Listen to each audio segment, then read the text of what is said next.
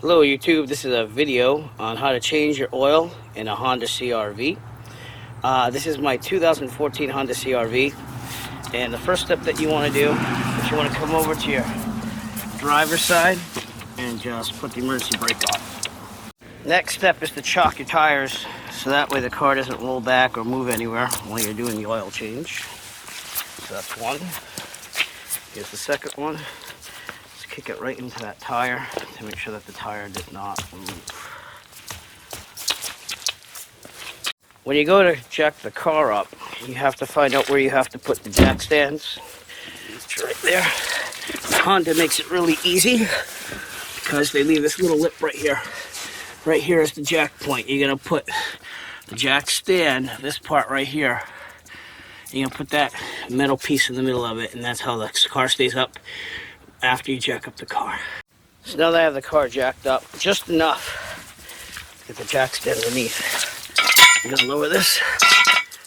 We're going to line it up with this part right here. And again, you just want to jack it up enough so that you can get underneath the car. Okay, put it right in the middle. And then we're going to slowly lower the jack so that it goes down. But once you're done placing the jack stand, just make sure they're sitting in the middle and that they're supporting the car. Pull the jack out, so again that you know that they're supporting the car and that they're in the middle. You need to be on level ground for this.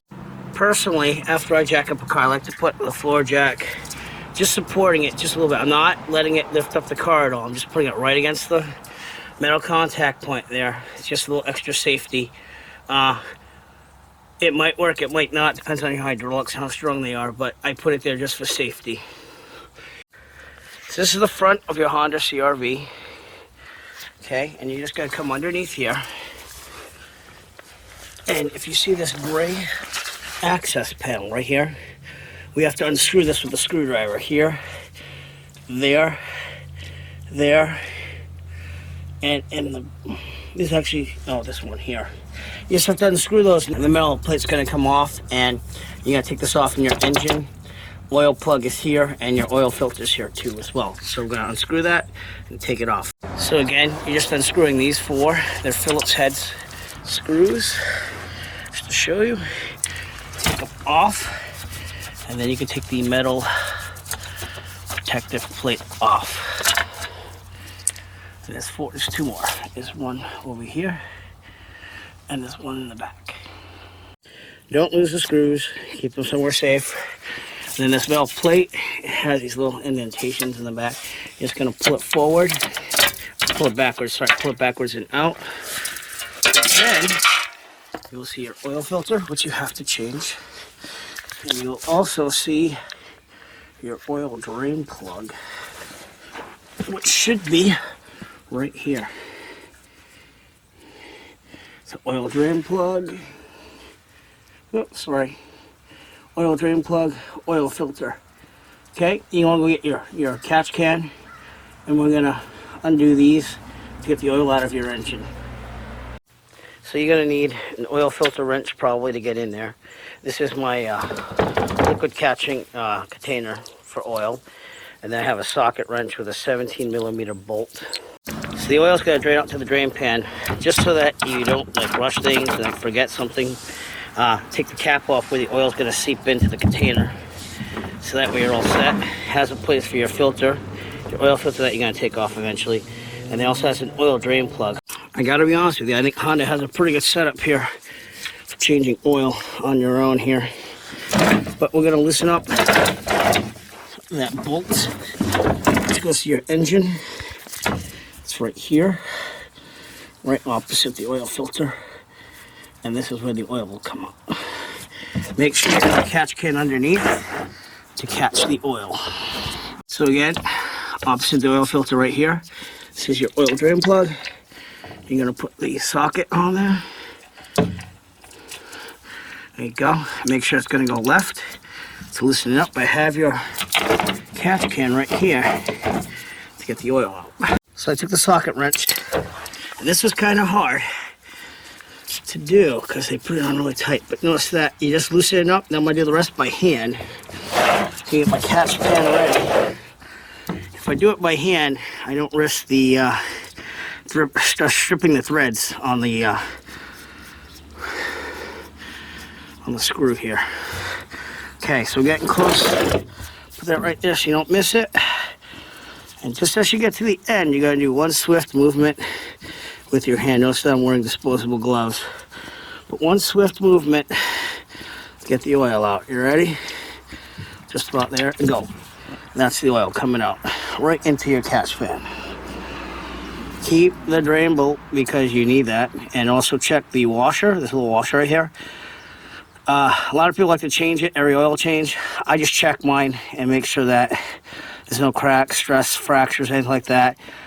You can buy these at an auto store, even online. eBay sells them. But my crush washer looks pretty good, so I'm just going to reuse it. I know people aren't going to agree with me, but honestly, I did this on my Ford Ranger for years, and it worked out fine. In most cars, they'll always have the oil type right here for whatever you have to buy. So they want SAEOW-20. This is the real big number right here. And I'll show you what I'm using for oil today. But that's where you're going to put the oil back eventually. But just to know what oil you need, check the oil cap, because it's often there. The great thing about doing your own oil changes is that you get to pick what oil you want. This is a really high quality oil. Notice that it says 0W20. Not sure about the fuel economy, but it was on sale. And it's full synthetic, which is awesome. Synthetic oil seems to last longer than regular oil, so it's always good to go with synthetic, but it also depends on kind of what you had in there before.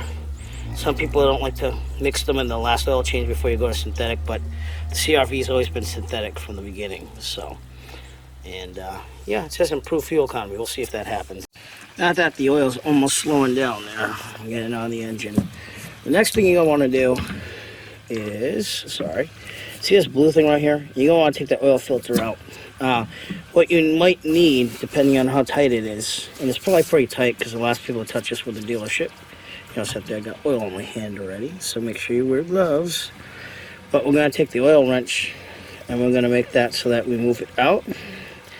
We lefty-loosey it, and then we do the rest by hand and we pull it out of there. When you put the bolt back in over here, see how it's still a little out? I do it by hand so I don't strip threads. I go all the way down. And I'm just going to give it a little tightness with the socket wrench right there, just to put it back on. And then the next step will be the oil filter.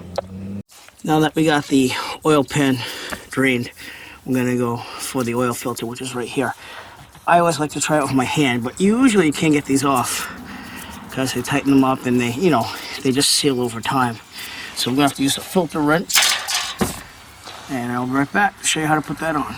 This is a cheap filter wrench, and it just goes around the bottom of the oil filter, and it twists it out so you can get it out. So, let me the catch pin out of the way, but have it ready to go. Okay, and we're just going to loosen this up. Okay, oil filter wrench around this somehow, and then probably have to put it in there. Alright. There's not a lot of room here. Alright, let me figure it out and I'll be right back with you. I just could not get good leverage on this oil filter. I finally did, but what I had to do, they have these little clips. There's one here, and there's one over here. I just took two off because I didn't want to take them all off. And you just take a screwdriver, a flathead. Let me see if I can get it right here. You see this one right here? You just take your screwdriver, your flathead, and you get right underneath this little circle thing. And you pop it out, and then you wiggle it out. But I had to do that to get the filter wrench in here. Once I got enough leverage, I got the oil filter to turn. And when you just want the oil filter to get unlocked, basically. So once you turn to the left, lefty-loosey, just a little bit, and you see that there's no oil coming out, but it is loose because of the oil filter wrench. Then you get the catch pad underneath, you get it ready to go. This is gonna get a little messy. I'm gonna use my hand. I should probably have a glove on. It's just that I ripped like 3 gloves doing this. But you just turn it to the left. You see how it's turning? And you're just gonna put the oil filter right into the catch pad. There's the oil coming out. turn it over so that the oil comes out. And the oil goes. So the oil goes right in the catch pad, and you're all set. So there you go. Oil filter's off, and the oil coming out of the oil filter port is done. Now, we're just going to get our oil filter, and I'll show you what to do with that. So, I'm not going to recommend any brand of oil filter, but I will say that sometimes if it has this friction thing on the end of it, it makes it easier for getting the oil filter off because it has a better grab point. But anyways, you want to take your oil filter and get a little bit of your new oil. I like to use new oil. Some people say it doesn't matter if you use new or old.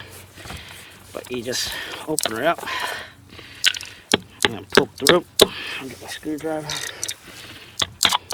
Okay. Poke right through. Get all that there. And then what you're going to do is you're going to get a dab of it. And you're going to put oil all around this rubber gasket. Okay. The reason why you do that is one, it lubricates it. 2, it won't dry out that way. 3, hopefully, when you take off your oil filter, it'll make it just a little easier to remove when you need to. Now, some people also say put oil in the filter. I never do, but some people think that you have to put oil in the filter because the engine works hard to get oil in there. I've never had any problems, so I just lubricate the rim and I put it right back on there. We're going to hand tighten this though, so that way we don't have problems with threads being stripped or anything like that. So we get underneath the car, and as you see, that little circle is where the oil filter goes. We're going to wipe this out with some cloths. I'm using paper towel, but you can use cloth if you'd like. You're looking for any rubber gasket left over, which this is a relatively new car, and I'm doing oil changes as needed, so you shouldn't have a problem. But just wipe out as much as the excess oil with a lint-free cloth and get it out of there. Okay, all right, and then we're going to take our oil filter and we're just going to put it right on the threads there. This hole's in the middle, right on the threads. You just screw it on. Probably gonna get some Honda OEM filters later on, because sometimes people say that this problem's the warranty, but you just screw it on there as tight as your hand will make it, and then you want to give it a little extra torque there with your hand. Just make sure it's really tight into the block. Some people think that you have to torque this down to a certain pressure, which might be good, but I've always done it by hand and I've never had any problems. So that's how you put the new oil filter on. And then we're just going to put everything back on, fill it with oil, and we're all set with our oil change. If you remove those clips, these clips here, you just pop them back in. So we're going to put one here. Okay, and you just pop it in the hole. And you push up. I might need 2 hands for this, but you push up and it'll pop back in. Oh, there you go. So I got it back in the hole, and we'll push that in a second. We are not going to put the metal thing back yet, because we're going to check for leaks with our oil filter to make sure that it's on there enough. And also here, the bolt for the engine oil pan, we're going to make sure that's on there. So we're not going to put back on the metal plate until we're done. We're going to go fill this with oil. So once again, everything's done. Down below, everything's tightened, the oil filter and the bolt for the oil pan. And now we're going to use a funnel, and we're going to put it right into the fill hole of the engine for the oil. And what you want to do is you want to have an idea of how much oil this thing takes. This car, the Honda CR-V, takes about 4 quarts of oil. So the oil I bought, by the way, matches the viscosity that it needs, which is 0W20. And again, you find that on the cap. We're going to pour in about 4 quarts. If you see on the side here, it has measuring things. So we're going to pour in about 4 quarts. And then we're going to use our dipstick to check out where we are in the engine to see if we have enough. Always go by the dipstick at the end. Okay? So just put the oil in. And we're going to take measurements on the side of the bottle to make sure we put 4 quarts in. Alright. So we hold it back up here. A level service, that's about, this is a 5 quart bottle, so that's about 1 quart, 1.5 quarts. So You can keep putting more in, and eventually you get the 4 quarts in there. So as you can see, I have about 1.5 quarts left in the bottle. I'm gonna go a little less because you never know what the residual oil was in there. And we're gonna run the car for 10 to 15 seconds by leaving it in park, leaving the emergency cable on, everything on, to make sure we're safe. And then we're gonna check the oil with the dipstick, which is that orange thing right near that funnel. Before we start the car to test how much oil we have, we always want to put the oil cap back on. Screw it right back on. Okay. And then we'll start the car up for 10 to 15 seconds. So just running the car, yeah, listening for any funky noises, not that there should be any. There might be a little noise when you first start it, and that's the oil going into the oil filter. Okay, to check the oil, we take the dipstick out. You just pop it right out of there. So as you can see on the dipstick, it has 2 dots. You want to make sure that the oil goes up to the top dot, and you wipe off the whole dipstick before you insert it back in. So the hole, nice and carefully. You're going to put it all the way down.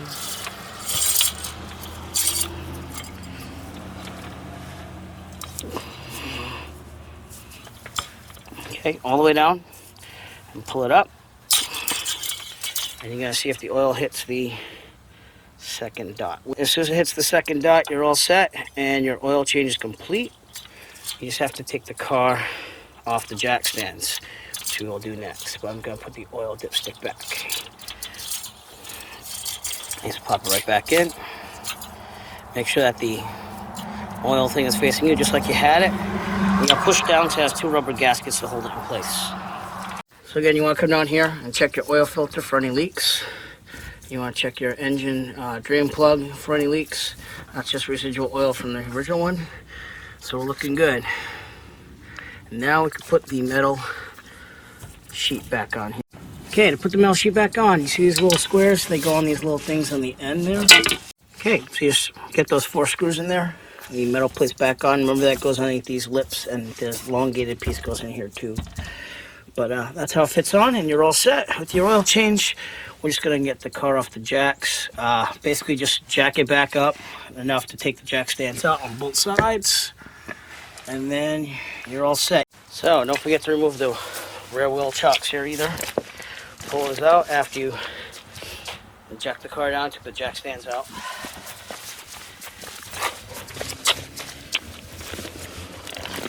Okay, wheel chocks are out. Last thing, turn off your emergency brake.